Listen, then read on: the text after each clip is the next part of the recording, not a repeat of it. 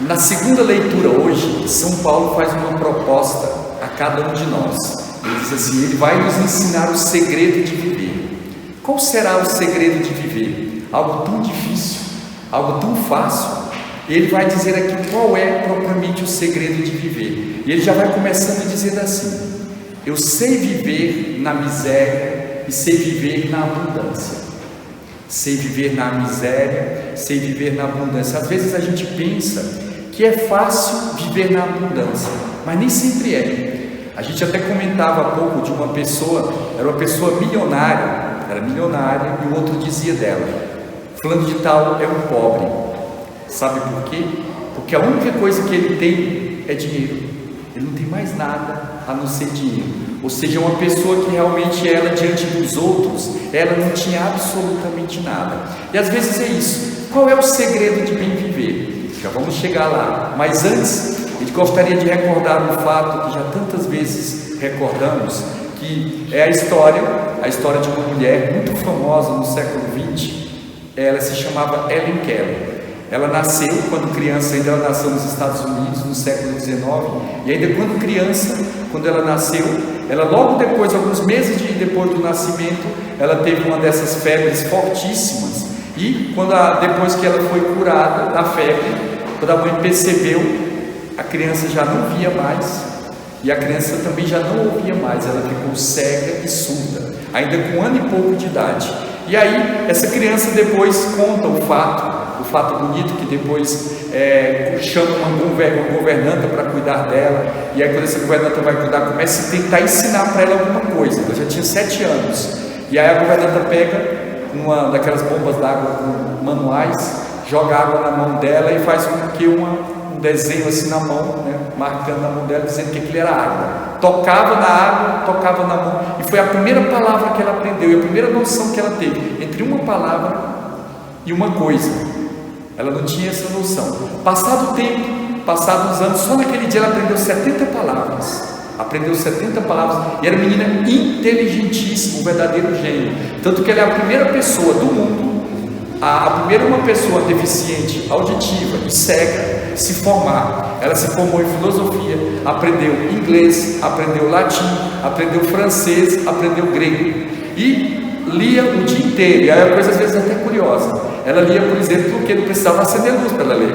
Ela chegava lá um dia, a governanta dela ligou a luz da biblioteca, estava ela lendo, e ela até com um olhar assim triste, ela estava com um olhar triste, ela perguntou: por que você está triste? Tocando nas mãos dela. Aí ela dizia assim: é porque toda vez que eu leio um livro, eu sinto que eu sei menos. Olha o que é diferente, porque quando a gente termina de ler o livro, a gente acha que sabe mais, né? É o contrário, as pessoas que são inteligentes, quanto mais ela vai lendo, ela descobre o quê? Que tem muita mais coisa que ela não sabia, e faz surgir o quê? Novas perguntas que ela antes não tinha. E aí ela diz: eu sei que eu sei menos.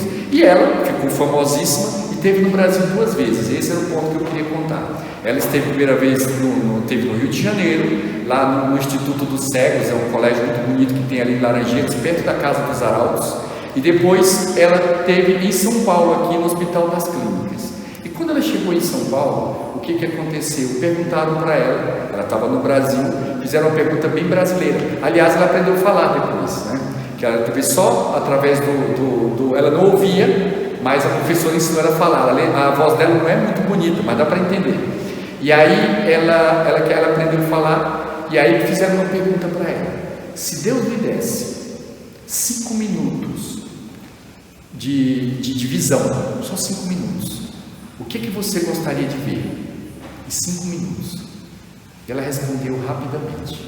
Ela disse o seguinte: eu gostaria de ver um pôr do sol, o sorriso de uma criança e uma flor.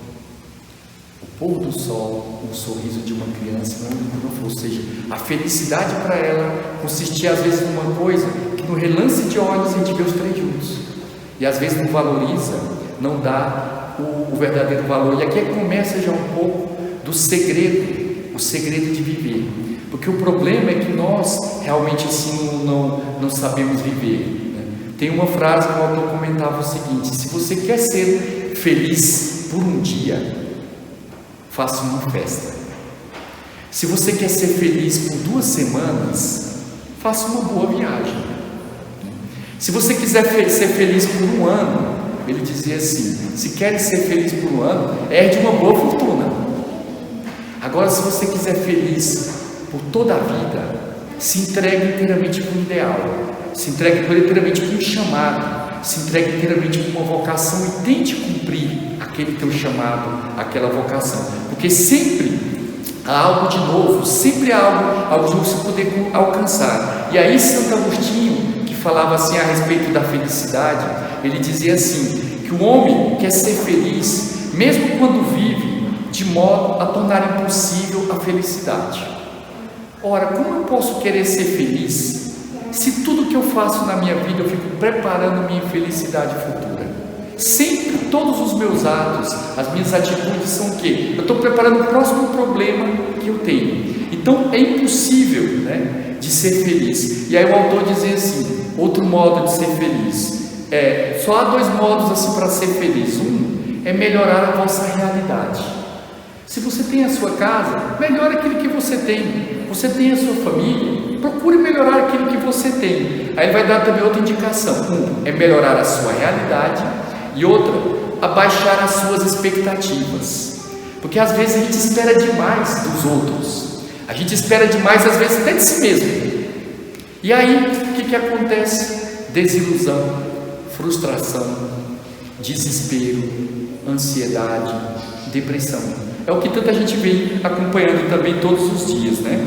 E aí o que ele vai dizer assim? O melhor modo é, tendo a vida que a gente tem, procurar ser melhor na vida que cada um de nós tem. E aí ele até contava outra coisa também. Aqui vendo tantas famílias, eu já conheço tanto. O que por exemplo, um autor lhe dizia? Ele dizia, porque São Paulo vai dizendo, sei viver na pobreza e sei viver na riqueza. Ele dizendo assim, sabe qual é, por exemplo, uma das maiores riquezas que uma pessoa pode ter? A maior riqueza, ele vai dizer, é ser filho de um bom pai ou de uma boa mãe. Se você teve um bom pai ou uma boa mãe, nem precisa ter os dois, hein?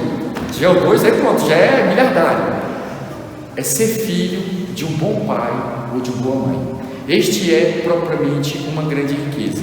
Eu digo isso porque há um tempo atrás, nesse período agora todo de quarentena, quantas pessoas abriram os olhos para saber o que é a verdadeira felicidade, que às vezes a felicidade está tão próximo de nós e às vezes a gente vai procurar tão longe. É uma pessoa que havia viajado o mundo inteiro, tinha passeado, homem de negócios, viajava para tudo quanto era parte do mundo, a negócios, e aí ele contava dizendo assim, de repente fiquei na quarentena e almoçando com a minha família um dia, com meus 2 filhos e com a minha esposa, nós 4 na mesa, passando o dia todos juntos, e eu descobri que foi o dia mais feliz do mundo. E eu que procurei a felicidade dando a volta o mundo inteiro, mal descobri que às vezes estava onde? Na mesa, na pequena mesa da minha cozinha, porque lá que eu descobri que foi o dia mais feliz, propriamente assim, da minha vida. E aí, São Paulo, ele vai continuar dizendo assim, sei viver na miséria e sei viver na abundância. Eu aprendi o segredo de viver em toda e qualquer situação. Porque São Paulo tinha uma meta para a sua vida muito decidida. Ele dizia assim, eu não sei pregar, só sei pregar a nosso Senhor Jesus Cristo e a Cristo crucificado. Ele tinha uma meta de louvar a nosso Senhor Jesus Cristo. E tudo aquilo que aparentemente acontecia de errado na vida dele, ele transformava aquilo ali num ato de maior glorificação a Deus. Basta dizer que uma vez São Paulo ele é preso, estava tendo 2 partidos discutindo, um contra o outro. Eram os fariseus, né, contra praticamente os saduceus. Os fariseus, eles acreditavam na ressurreição, já os outros não acreditavam. Aí está discutindo os dois, só que os dois estão juntos contra São Paulo para destruir São Paulo. E no meio do julgamento, ele diz assim, pergunta, por que você... Aí o juiz pergunta, era o juiz romano, por que você está sendo julgado? E ele falou assim, bem, eu estou sendo julgado porque eu acredito na ressurreição. E aí os fariseus ficaram do lado dele, os outros começaram a brigar entre si, e aí ele se salvou disso. E aí depois ele dizia assim, bom, agora só vai ser julgado e Nosso Senhor já tinha aparecido para ele dizendo que ele devia pregar em Roma. O que São Paulo faz? No meio do julgamento ele falou assim, eu apelo para César. Ele era cidadão romano, então ele podia recorrer à mais alta instância. Acabou São Paulo, de ganhando uma passagem de graça, uma escolta para Roma. Assim que ele transformava todos os atos da vida dele, que era aparentemente um desastre, numa coisa boa, porque ele tinha uma meta muito definitiva. É o que? Era louvar ao nosso Senhor Jesus Cristo. Não era a pessoa dele que estava no centro. E o fato da pessoa saísse do centro é já uma razão para ser feliz. O egoísta nunca vai ser feliz. Então, nessa Santa Missa de hoje, vamos pedir a Deus justamente essa graça de aprender esse segredo de São Paulo. E agora vamos ler, são 4 linhas, o texto de São Paulo. Sei viver na miséria e sei viver na abundância. Eu aprendi o segredo de viver em toda e qualquer situação, estando farto ou passando fome, tendo de sobra ou passando necessidade. Aí ele vem aqui a frase mais famosa, que essa todo mundo já ouviu: tudo posso naquilo que me dá força. Tudo posso naquele que me dá força. Porque a nossa força vem de quem? Não de nós, mas de que nós estejamos unidos. Ou seja, ele estava unido a nosso Senhor Jesus Cristo. Ele diz: eu com o nosso Senhor Jesus Cristo posso tudo, eu sozinho não posso nada. E aí ele vai dizer assim: quando me sinto fraco, então é que sou forte. Quando eu me sinto fraco, então é que me sou forte. Vejo várias vezes uma pessoa dizer assim, foi muito engraçado, contava há pouco, né, que eu fui na casa foi no aniversário de uma jovem de 90 anos, né, e aí essa jovem de 90 anos, ela dizia assim, ela tinha feito uma viagem nessa quarentena toda, ela ficou numa chácara, depois voltou para a casa dela, depois de 2 meses, passou-se o dia inteiro limpando a casa dela, que é muito arrumadinha, a casa dela é pequena, mas muito arrumadinha. E ela disse: mas sabe, depois que eu fui na minha casa, sabe que eu me senti cansada?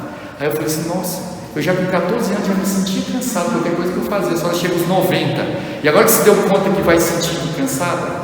E era uma pessoa, por exemplo, uma pessoa de fé, uma pessoa de oração. E quantas vezes a gente encontra uma pessoa dizendo assim: hoje eu estou me sentindo fraco, hoje eu estou sem forças, hoje eu estou nossa, hoje você é o que você é. Então agora que você vai começar a ser forte, porque triste é quando encontramos uma pessoa que está cheia de si e vazia de Deus.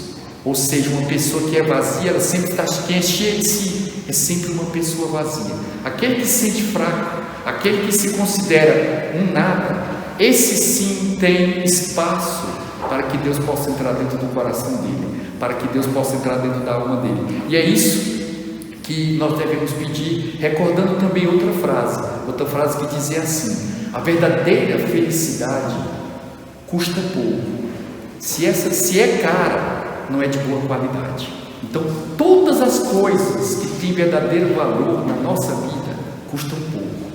E aí encerro com este fato. O fato é que, por exemplo, tem algo muito triste trabalhar no hospital assim, só de pessoas de estado terminal. Às vezes na verdade é quase uma mini cidade, onde tem só pessoas idosas, e sempre é muito comum, quase que todo dia falece uma pessoa. E aí até o que trabalhava lá contava, ele disse que sempre a missão dele, o trabalho dele, sabe qual era? Atender os últimos pedidos que aquelas pessoas que estavam para morrer faziam. Ele disse que às vezes era algo muito dolorido, às vezes era uma coisa simples, mas nem sempre fácil de cumprir. É uma mãe que anda não via os filhos e pedia: eu quero um abraço do meu filho antes de morrer. É algo fácil se o filho quer dar um abraço, mas se o filho abandonou os pais, é algo muito triste. Ele diz: outras pessoas pediam justamente o que? Para ver o mar. Ele diz que é muito comum, e às vezes pegar tem até o vídeo dele, ele pegando com uma ambulância, chega lá, uma pessoa deitada numa maca, ela queria ver o mar e queria ver o sol nascer propriamente no mar. Ela diz que depois ele contava, por exemplo, às vezes ele pedia, como última coisa, comer uma coisa simples que ele comia na casa da mãe dele. Era isso. Então, por isso que essa frase vai dizer assim: a frase diz o seguinte, que se uma coisa, todas as coisas mesmo que realmente tem valor na nossa vida, custam pouco. Se a gente tem que pagar e ela for cara, essa coisa não tem qualidade. Então peçamos nessa Santa Liturgia de hoje, especialmente a São Paulo, a todos os santos, essa graça de aprender o segredo de bem viver, porque todos nós estamos vivendo, e às vezes desperdiçando diariamente as coisas mais belas que estão acontecendo na nossa vida. É o fato de ter uma família reunida, é o fato de às vezes ter uma casa que poderia sempre ser melhor, mas é a nossa casa. Então vamos pedir a São Paulo esta graça de aprender este segredo de bem viver. Louvado seja nosso Senhor Jesus Cristo.